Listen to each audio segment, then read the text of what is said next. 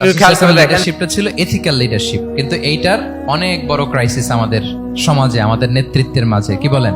নৈতিকতার ঘাটতি আছে না? নৈতিকতা বিবর্জিত নেতৃত্ব, এটা দিয়ে কিছুই হয় না। একটা জাতির ধ্বংসের জন্য নৈতিকতা বিবর্জিত নেতৃত্বই যথেষ্ট। আমানতদারিতা, সততা, অনেস্টি, ট্রাস্টওয়ার্দিনেস, এটা অনেক জরুরি নেতৃত্বের জন্য। নেতা হতে চাইলে তাকে আমানতদার হইতে হবে। যদি একজন ট্রু লিডার কেউ হতে চায়, তার মধ্যে আমানতদারিতা চাই। কি চাই? আমানতদার, তাহলে ইন্টিগ্রিটি।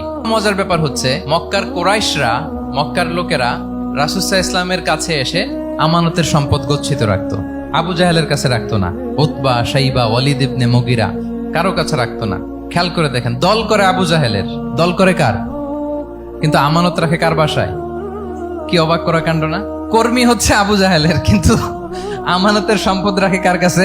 মুহাম্মদ সাল্লাল্লাহু আলাইহি ওয়াসাল্লামের বাসায়। রাসূল সাল্লাল্লাহু আলাইহি ওয়াসাল্লাম যেদিন হিজরত করবেন, উনি সাইয়েদনা আলী রাদিয়াল্লাহু তাআলা আনহুকে অ্যাসাইন করে গিয়েছেন যে, আলী তুমি থাকো, তুমি কয়েকদিন পরে মদিনায় হিজরতে যাবা, আমার কাছে যত আমানতের সম্পদ আছে এগুলো তুমি আগে বিলি করে তারপরে যাবে। রাসূল সাল্লাল্লাহু আলাইহি ওয়া সাল্লাম আবু বকর রাদিয়াল্লাহু তাআলা আনহুকে নিয়ে চলে গেলেন। আলী রাদিয়াল্লাহু তাআলা আনহুর টানা 3 দিন লেগেছে যে ডিপোজিট গুলো রাসূল সাল্লাল্লাহু আলাইহি ওয়াসাল্লামের কাছে ছিল, আমানতের যে জিনিসগুলো ছিল, এগুলো বন্টন করতে সাইয়েদনা আলী রাদিয়াল্লাহু তাআলা আনহু 3 দিন সময় নিয়েছেন। 3 দিন। এত পরিমাণ আমানতের সম্পদ রাসূল সাল্লাল্লাহু আলাইহি ওয়াসাল্লামের কাছে ছিল। আল্লাহু আকবার।